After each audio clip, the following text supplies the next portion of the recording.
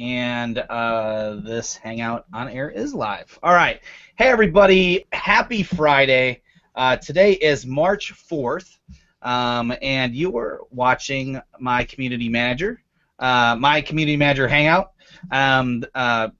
Boy, today really feels like a Friday. I forget everything, right? So we are the community built by, for, and managed by community managers. As always, if you're hanging out with us at Twitter at our hashtag CMGR Hangout, please tweet along. And if you like what you're seeing today or you have an idea, please head over to our website at www.mycmgr.com. Click on the participate button, fill that form out, and that's really how we keep things going. In fact, today's show is entirely built by Adam, who's with us today. And with that, I'll just let everybody introduce themselves. Actually, let's start with Adam. Hey, Adam. Sure. I'm Adam Music. I am the web editor with the American Bar Association Law Student Division. We take care of about 63,000 member law students, but what we do affects every law student in the country. It's a definite niche within a niche within a niche, so to speak. So I'm very happy to talk about that today, because a lot of times when I will come to my community manager hangout or other hangouts, I'm like, well, my audience doesn't behave like everybody else's. So it's kind of great to talk about how my audience is slightly different than a lot of other people's audiences. Awesome. It's nice to have you on, because I know I always see you hanging out on Twitter. So Thanks. I finally have a face. Well, besides the icon, but yes. And I won't be anyway, making jokes. Everyone, I'll be sending them information. I mean, you can make jokes too. We make them online. It's all good. Yeah. For those who don't know, I'm Sherry Brody. I am the community manager at Magento, which is an open source e-commerce platform, as well as co-produce CMGR Hangout here with Brew. Hey, everybody. I am Brew, Director of Awesome with BTC Revolutions, co-producer here at my CMGR Hangout. And as Chen says, I need some coffee and a cookie and cake. So today's topic is it niche or is it niche? I guess we'll kind of find out. I hear it kind of pronounced both ways. It's probably a regional dialect thing. Regional dialect. Is it niche, niche? Yeah. Water versus water, that kind of thing. Bubbler versus water. I say niche personally, but I've heard both. Yeah. I think I used to always call it niche, and then somebody told me, like, no, it's niche. I was like, oh, okay. So anyway, let's just start out with the first question here. Adam, could you kind of explain in your words, really, what are some examples of niche communities? Well, in terms of what I've done in the past, I used to work for in Pittsburgh with the Pittsburgh Steelers. So we had all of the Pittsburgh sports teams. So, you look at, the population as a whole, then you get into football fans, then you get into Steeler fans. So it's like a shrinking kind of set of people that you're talking to. Currently, and for the past 4 years, I've been in the legal field. So I used to work at the Chicago Daily Law Bulletin. So my audience there was Chicago lawyers and Illinois lawyers. And I ran a small Ning community called Chicago Lawyer Network, where we would share information both from the newspaper and things that are going on in the local legal community. Now I'm, since July, I've been with the American Bar Association Law Student Division. The thing about ours is we have students that are coming into the legal field, and it's a 3-year process. They have their 1L year, their 2L year, their 3L year. So even within the niche of law students, you have newbies, middle, and graduating going to take the bar exam kind of things. So you can break down your audience quite a bit within what you do, but you're always, at least in terms of what I've done, you have that sort of natural segment of the audience that you're dealing with. It might be a good time to bring up the first slide. Yeah. I was just gonna say, hey, can I bring up this Venn diagram? Because it's great to sort of visualize things. Now, you see sort of how we're set up. You have, imagine the white space as everything. You have the legal field in the United States, which, not everybody in the legal field is in the American Bar Association. That's the thing we're trying always to do, is to bring in more members, more membership dues, that sort of thing. You have, of course, the main ABA, which consists of lawyers and judges and academics and law students, which you can see with the slight where the arrow is pointing to, which is my niche, which is my little part of who we serve. But we're always trying to bring in the other sort of 40% of law students that aren't a part of the ABA Law Student Division. But you also see you've got legal service providers and you've got the legal education companies that are trying to also make money in the legal field from people. And that's sort of how our niche breaks down. If you want to move to the other slide, which is probably just a natural progression here, you can kind of apply this to whatever you're dealing with in your community. You've got your topic of interest. You've got your basic sphere of influence, your potential audience. And those vendors that I was talking about for the legal field, in legal education products and legal services, are places where you can partner with them. You can use them as revenue and content generators, or advertisers, that sort of thing.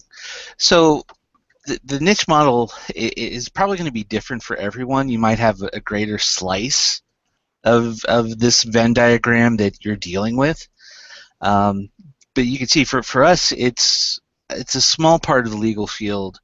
And what we want to do is bring them into the ABA Law Student Division and bring them into that bigger sphere of influence as paying dues members once they graduate from law school and become actual lawyers out there in the field. So that's how our niche sort of is set up. And so are you basically trying to build almost like a little micro community of people that should know each other, right? Because they have like I think with a larger community, you probably have some broad strokes of things in common, and right. As you get kind of more niche, you find out, wow, we have so much in common. Yeah. Well, in the ABA we have 60 practice specialty groups, in fact 60 plus practice specialty groups, ranging from business law, intellectual property, taxation, all of those, any topic in law that you can think of. So you have those sort of special interest groups within the ABA. So there's niche communities within niche communities within niche communities. They have their boards and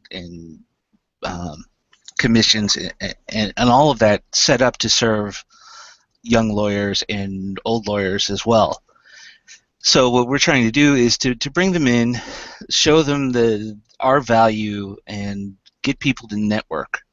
That's one of the great things, is that there are several in-person opportunities for people to network inside of these niches, so they can figure out what they want to do when they get out into the real legal world and present all of those opportunities. We just launched in November ABAforLawStudents.com, which features a blog which I'm sort of the host in general of that. And what I'm trying to do is bring in people from inside the ABA to talk about their niches, and then I go outside to those experts. Because the one thing you have to remember as a community manager within a niche is it might be something that you're interested in, but I would say more often than not, you're going into a job, you're assigned to this community. You're not going to be the expert. You're not going to be the one that knows everything. Everybody in law school knows more about law than I do. So what I have to do is I have to go out there, I have to be social and address all of the things that my audience wants, and to find people that they're going to be interested in and share their stories. We had a great story about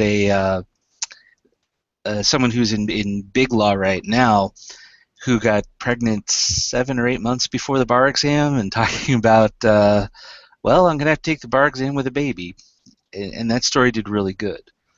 And it seems like they really want to hear those stories. And, I can't tell those stories. So my job as a community manager is to find those stories for people to share and talk about. Makes a lot of sense. Does diversity still exist in a niche community? Oh yeah, totally. That was actually my first point on my list, is that different people within your niche will have different skill sets, different adoption of technology and topic, and different attention spans. There's some that are just in law school studying. There's some that are juggling externships and internships and duties with the ABA, including our board of governors and our liaison program. And different opinions. So you have to figure out how best to serve each of those. I mean, especially for law, when you're dealing with a profession that does have several diversity issues facing it. We have, someone did a study last year where we had one of the worst pay gaps between men and women. I think it was women earned something like 54 cents on the dollar to the average male in the profession, and that's something that I've heard from students they really want to address and really want to change. So it's up to me to figure out how best to present that change, and who are the thought leaders that are going to represent that change that they want to make. There's even from a racial standpoint, there's the Asian Pacific American Bar Association has a goal to get 20 lawyers in the Fortune 500, 20 in-house counsel in the Fortune 500 by the year 2020. That doesn't seem like a lot, but when you look that it's not 20 yet, that's a big goal to try and get better representation within that niche. Because our law school community is probably more diverse than the field at large. So we have to figure out how to shift this out into the legal field. So yeah, diversity is a huge topic. Huge. Sounds like it, yeah. Makes sense. Probably a little bit more difficult to achieve, but still there. It is. It's a huge long-term goal. It's not something that, and I think some people might try and solve it like right now, but it's definitely a long-term solution that you're going to have to look at. But it starts here. Yeah, for sure. I know when we were talking before about the topic, you mentioned kind of like what kind of practical limitations can exist in niche communities and like how those come up. Can you explain a little bit around that? Well, for sure, we were just talking in a meeting that right now only 10% of lawyers use Twitter. And a lot of those that do are what I call nodders, where they'll like see something and they'll favorite it or retweet it. And the social, I've got you nodding now, Brew. So, and so the social aspect is a little bit of a challenge to try and get those people to change habits and actually start sharing. There's a lot of attorneys that share great information, but their accounts are set to private, so you can't share the information because you just can't do it. So you have to figure out, okay, how do I get this information into a format that the rest of the community can share? Because one of the things that I mentioned was, unlike other professions, there are serious ramifications for certain things that you do on social media. We have commissions on professionalism. We have lawyer disciplinary boards. And the types of things that you get in, say, your hardcore sports communities, where there's a lot of misogyny and that kind of thing, they can get you disbarred and fired from your job and the thing that you spent 6 figures trying to become. So I say that our community is very circumspect. They're very professional when they talk to each other. and some of them get the fact that social media is supposed to be a little bit fun. There's an in-house lawyer here in Chicago who's a great Star Wars geek, and we have great conversations about Star Wars and that sort of thing.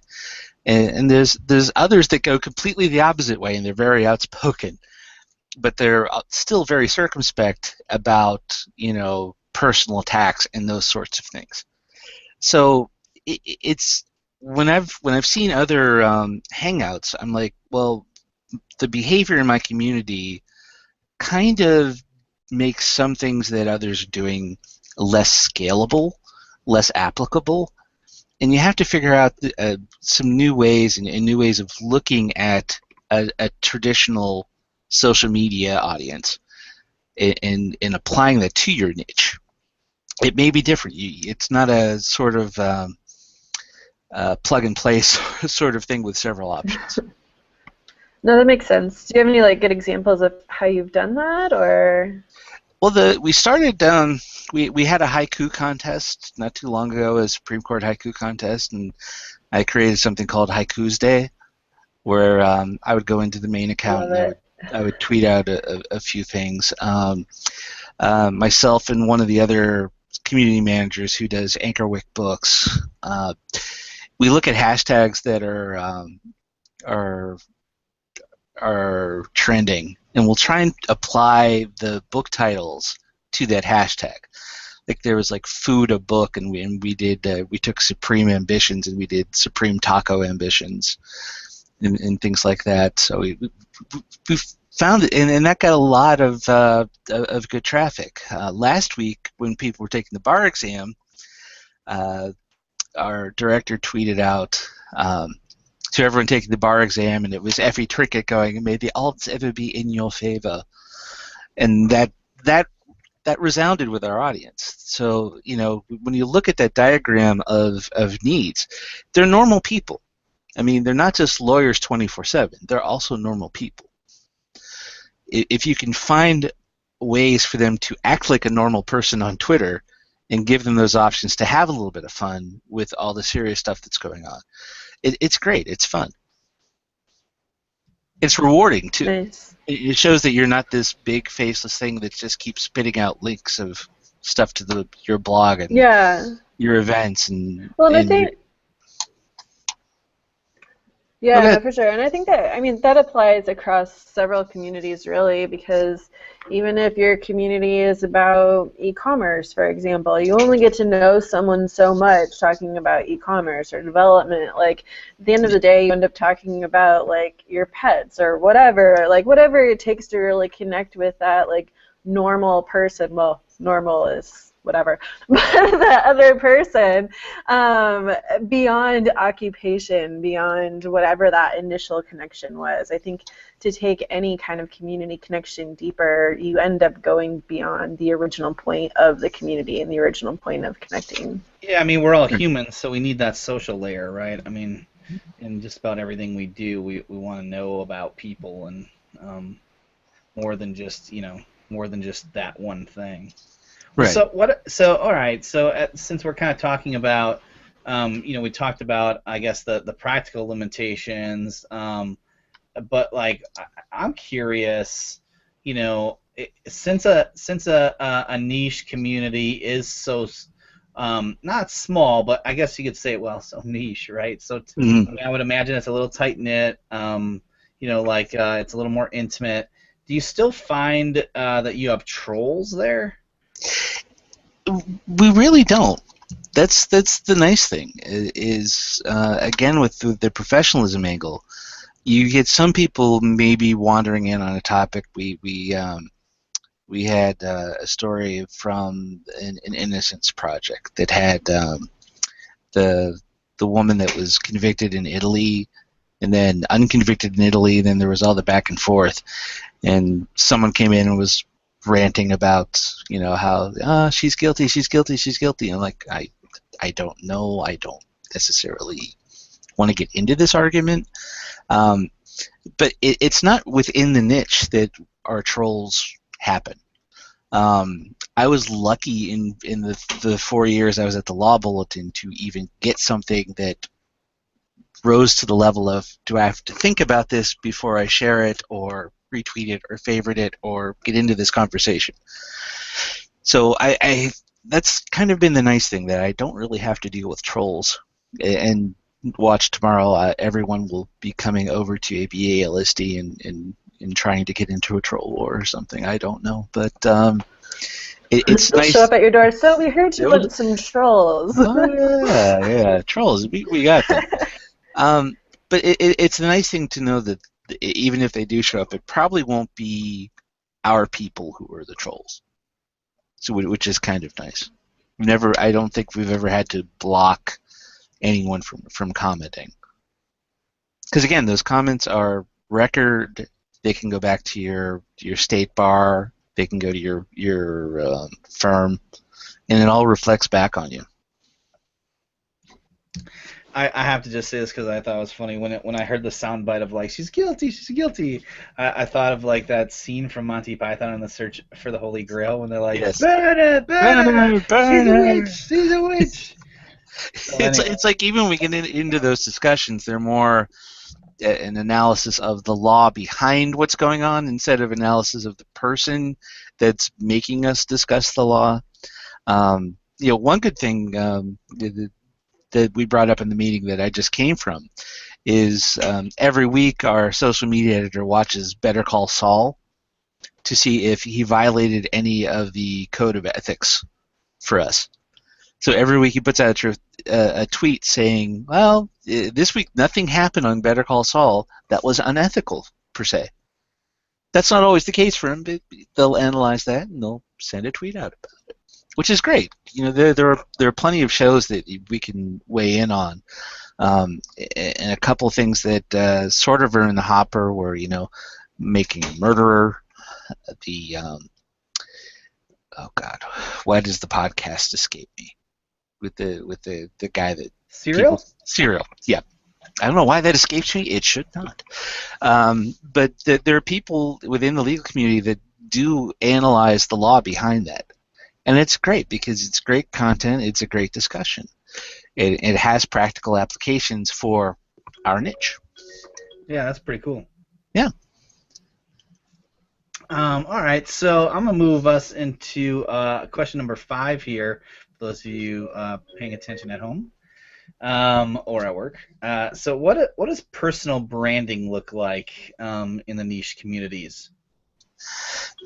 That's good because it's not really a monolithic sort of thing. I mean, a lot of people want to position themselves as the expert in a certain field or someone that does a lot of things. Sometimes it winds up a big RSS feed of, this is what our firm did last week. We got a judgment for this. We got a judgment for that. Some people get out there. We have a very vibrant sports law community, and there's a great sports law chat that happens on Sunday nights. So they're, and that seems like kind of a natural fit, doesn't it, with all the sports talk that happens online, that they would be very, very active. And I think that the people that have done that have done a really good job. You also, you have all of your legal experts that show up on CNN or Fox or the Today Show or late night shows. There's one lawyer here in Chicago that you'll see from time to time talking about social media law and tech law, who's very good at being sort of the face of things when people want to call someone. Another of the people I talked to, I think, was on CBS talking about, I think, Aaron Andrews and the law behind that case that's going on. So, that's the great thing, because it's kind of a wide swath between people that are just there looking for information and sharing basic information to people that are actually talking about a certain topic and trying to become the voice of that. And it works very well for me when I'm trying to look for an author on a certain topic, because one of my jobs is to share information about those 60 practice groups that we have. And if I can find someone, we saved ourselves a few $1,000s by finding legal writing experts online. instead of paying for it, we reach out to them and say, do you want to write for our magazine this month? And they did, and it's worked out very well. And then that shows the value of getting yourself out there and becoming someone that is very interactive instead of someone that's very passive, just follows a bunch of things, favorites a bunch of things, and is just looking for information. I like those people. I think they're doing a fantastic job, and I want to see more people in the legal field adopting that sort of style. So as a niche manager, you're also an advocate for what you think the best practices are, in moving those forward. Do you get asked that a lot by your community, how they should really work on personal branding but still remain appealing to potential employers or not cause too many rifts in their worlds? Right. We do address that from time to time, especially with our annual meetings, where we've talked about how to get a job in the legal field, and that always comes up in what is your style online and what kinds of things that will be found online, and how to be that sort of circumspect lawyer while still being, interesting or showing your personality enough. And I think we've also done, several of the sections have done webinars and podcasts about how to do personal branding online. And that's great for me when someone that's not us is producing something that I can go out and share that gives me great content. And what I love is putting people in touch with that kind of content. And that's the job, isn't it? Yeah, no, for sure. For sure. So you have kind of a small part and a small part and a small part of an audience, right, for your community. How do you really help yourself define that so that you can still grow the community? And what kind of techniques do you do? Are there other communities that you look to that are similar, or kind of what do you do for outreach? The part of the nice thing is we sort of define ourselves with we're sort of well defined to begin with, since we have this set of the legal field that comes in 1 year, is with us another year, and then goes out the third year. But we look at it as sort of a holistic approach right now, where they're not necessarily leaving us, but we're trying to move them into other parts of the American Bar Association. This year is the first year that the ABA has been free instead of a dues-paying endeavor for law students. And they also, when they join, can join five of those different 60 practice groups for free.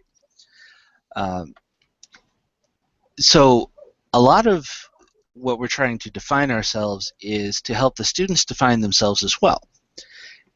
To share something from business law or dispute resolution or international law. Our magazines have a different topic every month, or not every month because we're quarterly, every issue to share that, so that while they're here, they're not just learning about the ABA Law Student Division. They're learning about these other niches that they're going to be hopping onto after they leave us. That way that, we're of course looking to continue to get them to be dues-paying members of these sections. But this is also things that they're going to really need in their professional career. They're going to need the knowledge. They're going to need, we posted something today about a mentoring program. To help us define our niche is really to help the students define themselves. And that's very important to them, because they're going to try and get into these. Some go into big law, some will go into public service, and it's our job really to serve all of these different sub niches within our niche. I think that sort of helps us. And it also is going out and finding those other 50,000 or so law students that aren't a part of us. That we're free. Why aren't they here? How do we reach them? Where do we reach them? Is it going to be Twitter or Facebook? Because we get pretty good reach on Facebook. And we still post to Google Plus, which it still gives you that little bit of SEO bump. So we're also, of course, the meeting I came from was all of the social media managers within like a couple floors here, and what we're trying to also do is sort of cross-seed all of our posts. That way that it might reach a few more people. I'm not quite sure I answered that question, but when you have a niche that is sort of self-defined by its nature, as we are. Now, other niches you might have in like hobbies or comic books or sports or politics. There's going to be that push to be the expert, to be the place to go for all of the news, and that's a pretty ambitious kind of thing to align yourselves with, trying to be the place to be in those sorts of things. It's easier for some than others, and that's of course. We talked earlier when we talked about personal branding a little bit about kind of like getting to know the person beyond the actual initial point of the community. How do you really learn about your community members and their needs when you're building this community? Well, the nice thing is we have a program for liaisons, and we have one liaison for all of those interest groups. So they report back to me on a monthly basis to talk about what their section is doing, what's going to be of interest to the law student division at large. We also have our in-person events. We have our 15 circuits just had all of their annual meetings in February. We had our mid-year meeting in early February in San Diego, and we have our annual meeting, which is going to be this year in San Francisco. Those are great times to really talk to people and to get out from behind the desk and to not be to put yourself in with them and listen to them and talk to them and try and get a feel for the types of things that they want. For instance, this year was my first annual meeting. There was a presentation about professional dress, and they had all of this great information for guys about, cufflinks and ties and tie bars and double-breasted or single-breasted suits and all sorts of this. And they had like a hanger of stuff for the women. And then someone asked the question, well, can we wear pantsuits to interviews? And the person doing the presentation said, we don't really recommend it. And there was this giant groan from the room. And that says that there are people disappointed with that answer. So you have to be, you can't just sit around and try and make sure that everybody's checked in. You have to go to where that they've gone after they've checked in and listen to them and listen to the types of things they talk about and then go back and formulate a plan to address those, to find out the people who are groaning the loudest and saying, well, is there someone that we should talk to that's good with this? And that's one of the things. We've had suggestions and great people that the blog has been running since November, and there's only been a few people that have done more than than 2 or 3 posts. And I think that's great because you get all of those voices out there. Maybe it sparks somebody to write themselves. And you meet them and you meet their experiences, and someone else is going to want to mimic those experiences or build on those experiences. And I got a question that came in from Constance over on Twitter. Hi, Constance. And she asks, are niche communities usually a subscription economy? That's a good question. A lot of times they they will be. For us, it's sort of a free subscription, although we are going to be offering a premium model. But if you have just an interest group that's your specialty, and I'm thinking, we've talked a lot on Twitter about HR and those sorts of things. Maybe that they're all part of an organization, but I would say more likely than not, they won't be. If you have an interest group that's, say, Star Wars fans or that sort of thing, that's not going to be a subscription community. There's going to be just sort of a natural sort of fandom of things, of sports teams, of Donald Trump, or that. You have your Bernie Sanders fans, and that's not a subscription sort of thing. But they're very, they'll say they're very vocal. That might be a little bit of an outlier considering how huge some of these political niches are this year with the season. But you could have niches all the way down to Pez dispenser collectors.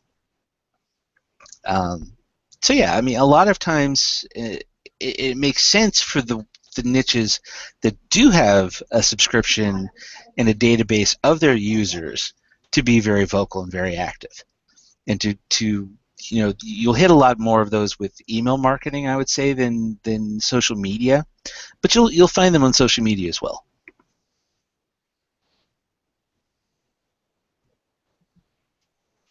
Well, thanks for answering the question. that. Yeah, well, and for anybody else tweeting along, feel free to tweet us your questions for Adam, and we'll make sure we'll bring them in. I lost count. Are we on 7 or 8 now? No, we're actually on 9, but it's originally question 9, but it's technically question 8. But really, since we brought one in from Twitter, it is question 9. Okay. I don't know. It depends on how you want to look at it. No, on the sidebar, it's the one with the 9 by it, though. Oh, okay. And a shout out to Kristen. I was definitely thinking about putting some My Community Manager branding on it, because I thought that would be sort of cool. Yeah, no, you're like #pro. Yeah. How do you identify experts in your niche community? Well, it's great because first off, naturally, of course, you get those from internally. We'll tell you, well, I know this person; they're really good with immigration law. They should be an expert on this.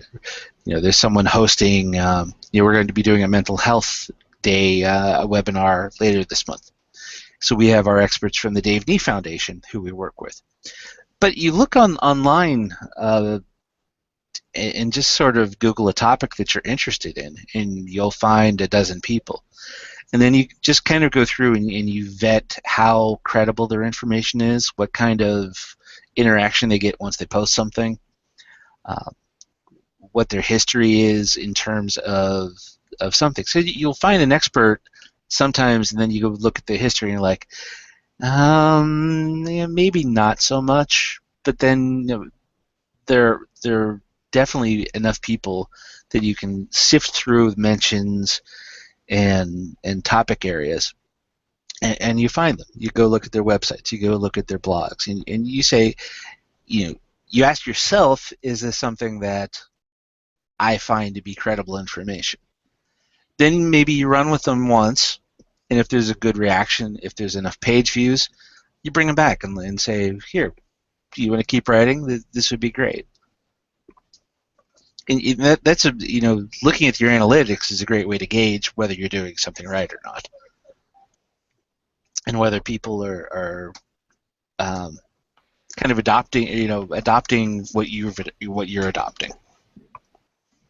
For sure, especially if you're clear on what your objectives and your goals are. Yes. Definitely. So at the beginning, you were talking about how you join in CMJR Hangout all the time, and some advice is maybe helpful, and some you have to really get creative about how to adapt it since your community is so different. Do you have any advice for others who are maybe in the same boat where maybe they would need to tailor general advice or just kind of get creative with it? Try anything. You look at what other people are trying and then see if you can adapt it to the things you want to do. May not always work. We started a podcast, and that's been very well received. The Haikus Day was good, but it could have been better. Again, that sort of hashtag game mentality that I was going for didn't quite reach the audience. It was fun. The people that got it really did get it. But try anything. If you want to try and Periscope an event of yours, try and Periscope an event, see what happens.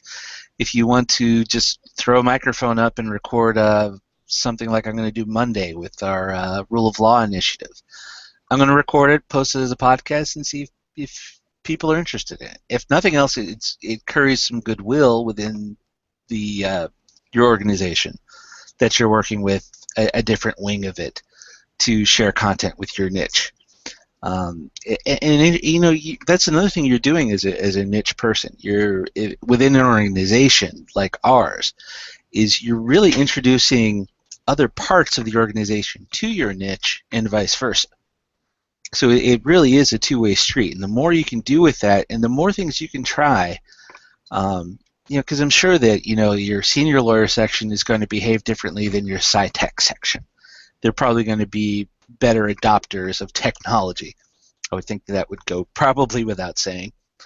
But try anything. If you see something that you like, chances are someone else likes it. You just have to find the right combination of topic and process to make it work sometimes. And don't give up on it. I mean, just because that we're not using Instagram doesn't mean that we shouldn't be finding a way to use Instagram or Pinterest. There's a lot of legal implications. If we start using GIFs and stuff, someone's going to come back and say, "Did you have a copyright for that? Did you?" And we'll be like, Yeah. Yeah. I keep worrying about that. A lot more on top of that. Yeah, it's like, it's the internet. I'm not worried about copyright of a GIF. Maybe you should be. Try to write community guidelines for a lawyer community. There's something. They'd be like, something. What about this? And this, Well, especially, and this, and this. Especially now since on Twitter they've just introduced that the searchable GIF stuff. Yeah. Like that from a law perspective, that blows my mind. Like, oh yeah. I mean, people have written about how much is a GIF transformative of the work. That's kind of the legal standard. Is it transformative? Is it? Isn't it? That's a debate for another day and a great blog post for the future. Yeah. So. If I put impact Adam's on nice the top way of of that saying GIF. he doesn't want to talk about it. Well, no, I mean, it's something that I think it would be useful not only for our community, but it's something that has value for the web community at large and the social media community at large. What constitutes a blogger? What kind is a blogger a reporter? That's a big area of law that actually I think was heading toward the Supreme Court at one point. Well, a lot of stuff came up when Pinterest came out too about legalities of posting different things, pinning different things. Yeah. But again, do you have a background in law, Adam? I don't. I don't have any background in law. I went to school for journalism, and I got out right at the time that newspapers were starting to go online. That was the point where we all went online without any clue that later on we would be sort of cannibalizing ourselves later on in terms of revenue and people getting used to the fact that we used to be free and wanting us to be free. Gotcha. and the whole sort of paywall model that maybe we should have thought about before we went online. Yeah, so it's been an interesting run through different technologies. The great thing is, to me, it seems that the form has changed and a lot of the tools have gotten so much better. You're still trying to do the same thing at the core, which is connect with your community, be it a local city kind of coverage or fans of the movie Frozen. your niche is your niche, and what you can do with that is only limited by what you can imagine and what you're willing to try. You're welcome to everyone who now has "Let It Go" stuck in their head. I almost was drinking out of my Olaf mug today for the hangout. So, You should have. You should have. I thought about How that. does your background in journalism translate to being able to communicate with a bunch of legal people?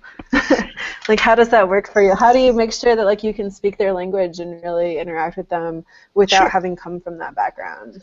Well, I mean, the great thing is telling a story is still telling a story, and sharing information is still sharing information. I can talk about networking, and I can talk a little bit about writing, and I can take a press release that somebody sends me and spruce it up to make it a little bit more exciting to someone that wants to, is interested in a webinar or a live event, something of that nature. So the ability to write and to edit a copy in a way that cleans things up, tightens things up, and does that sort of thing, I think is useful. From a visual standpoint, from a sort of a news web design, if you look at abaforlawstudents.com, shameless plug, I have a lot of fun trying to pick out a good stock image or take photos, with kind of a, from the journalist's eye kind of thing. I took 2,000 photos at our 5-day event in August, just snapping away at things. Or when I was in San Diego, I took pictures of the yacht club because it makes better stock footages or stock photos than going to Shutterstock and buying stock photos. So from just the idea of manipulating the text to be a little bit better, writing some headlines, writing a tweet, and just that visual kind of style to go along with the post. Because you could have 8 million photos of students sitting at desks taking exams or studying. But if there's a way to do something a little bit more interesting, then you can sort of apply the design background of journalism to that. And again, it's more of going to someone who has a story and encouraging them to tell the story, and maybe giving them a kind of a push in the right direction will make their story better. Got another quick question for you from Twitter, from Claudius. So, hey, what's up, Claudius? Thanks for hanging out with us on a Friday. So, does the lack of alternative communities on niche topics lead to more willingness to compromise or more vicious discussions? Wow. Again, I would say that I'm not the person necessarily to answer this, because the vicious discussion doesn't really happen over here in law. I'm sure that once an alternative community gets started, a lot of times the vicious discussion people will come over and ruin it for everyone else. So yeah, I think that bands of people that are interested in one topic kind of huddle in one area and talk about it sometimes, and then they kind of band themselves like cave people against the trolls to beat them back and keep them out of their sane discussions. So it's definitely difficult for some alternative communities to flourish, especially when a lot of these places that are having vicious discussions are established. So you're going against an established culture of bad behavior. Got it. We got one more here. This is from Marjorie. Hey, Marjorie. Hello. Are there any limitations you have encountered in terms of engagement tactics by managing a niche community? Well, the behavior of your niche community is going to be different all the time, and as I've said, the law niche isn't necessarily as conversational as others. I try to encourage that whenever there's a good discussion going on ABA LSD, to to try and be a little less monolithic about it, to be a little less corporate and say something and whatnot. Like someone made a joke about one of our board of governors people's suitcase got lost at annual meeting, and he showed up. You're supposed to be in professional dress, and there's him running around in shorts. And they brought that up again, and I said, you could always sue them, which I thought was kind of funny. For us, that limitation is bringing them out of that shell to let them show off their personality where it's applicable, and to sort of kick back a little bit. I'm not sure how it works for others. Some people, you don't have to encourage them at all. For us, that's a challenge, but it's one that I'm hoping changes as on a long-term basis. It's not going to change right away, and if you work with them and sort of take the lead a little bit from time to time to encourage them to bust out of their normal routine and their normal style, and to really show their personality, I think it is for us really important.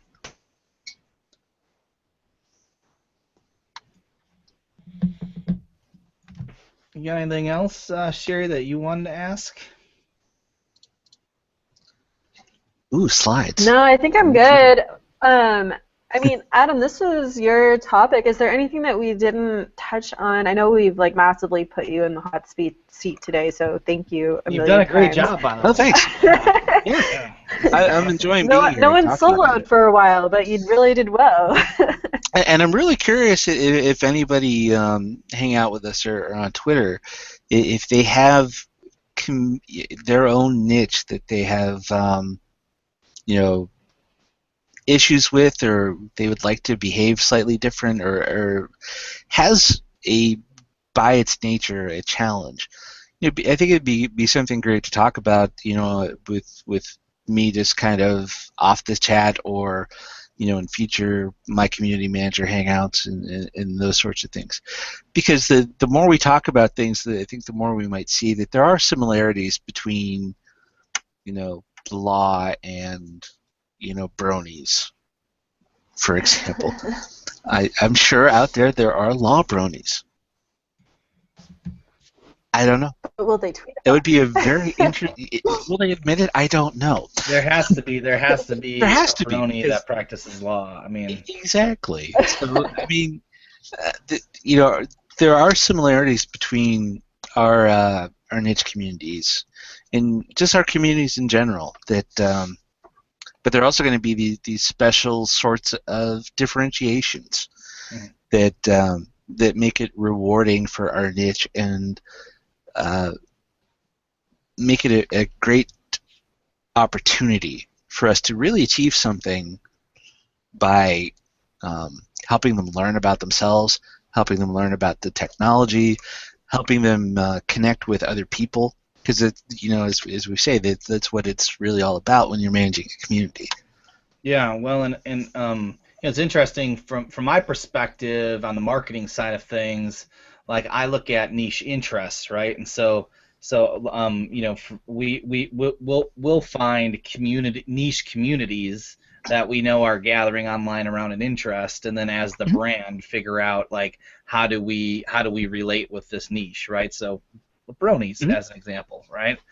And then so but what's been interesting to me this entire time is it's very much like the reverse take on what we would do with a niche, which is that the interests, like as far as, I don't know, everyone has one common thing, but then there's probably a bunch of sub niches within the niche. Yes. Yeah. Oh yeah. I mean that's totally the way it is. You look at, you have the ABA. You've got the Asian Pacific Bar Association. You have the Filipino Bar Association within that. You have the Black Law Student Bar Association. You have the just all of these different things. You have law fraternities. You've got practice areas. You've got the in-house counsel association. I mean, there's so many different groups out there that you can that you're competing with and partnering with, sort of like a give and take sort of rubber band sort of situation, where you're competing or you're coming together. You're competing and you're coming together. Yeah, and you just have niches on niches on niches on niches. Yeah, I mean, I could have taken those Venn diagrams and added things to the point where it looked like a Lawrence Welk champagne bubble opening, or like a soap sud commercial. Yeah, your niche isn't totally monolithic. In a niche doesn't mean you can be lazy and say, "Oh, this is my niche, I'm done." You still have to bust your tail to figure out what to do with them. Yeah, and I think the other point you made earlier, just to kind of reiterate, is you can't, just because it's a niche, you just can't talk about the same thing all the time. Mm-hmm. You still have to kind of bring in additional points of interest to keep things a little bit interesting. Yeah, and just because you have one post that spikes doesn't mean that you keep bringing that drum all the time, because they're gonna get tired of it. I mean, but otherwise, you just keep posting about Beyonce. Well, for us, it was Scalia dying was one of our big ones, and but one of the big ones also is something that we've done really well on, which is the uniform bar exam, which would let lawyers take one test, and that bar exam would be applicable in multiple states. Right now, that's only 20 states in Washington, D.C. If it was all 50 states, you could take one bar exam and be it. Right now, you could take a bar exam in Illinois, and you couldn't take that to Wisconsin or Iowa or anywhere. You would have to go to Wisconsin and take their bar exam. Got it. Which seems kind of silly. I mean, there are ways to educate things about things that are different than Wisconsin to Illinois. That's a gong that we keep ringing, though, from time to time, and that's one that people like, but it's not our sole focus. Sure. It's like the hot topic that you definitely know you can fold in. Yep. So cool. Well, Adam, this was awesome. Great. I really appreciate your wisdom, and definitely would love to have you, on a couple future shows. I think kind of that niche perspective on some other topics would be really fun to listen to. So I'd love to be here. Cool. And I hope people got a lot of good information. Yeah, absolutely. And Sherry, do you have anything before we get going? There are several topics posted on our website, so if you go to mycmgr.com and look at the sidebar, you can see quite a few of the upcoming schedules. You'll also see there's still room for you to submit topics. But next week we are talking about kind of degrees of separation, how that may or may not relate to communities with Scott Moore.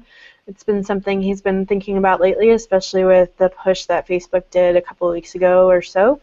So if you'd like to join us on panel for that, just reach out and let me know. All righty. Awesome. Well, hey, everybody, have a great weekend, and we'll see you next Friday. Bye.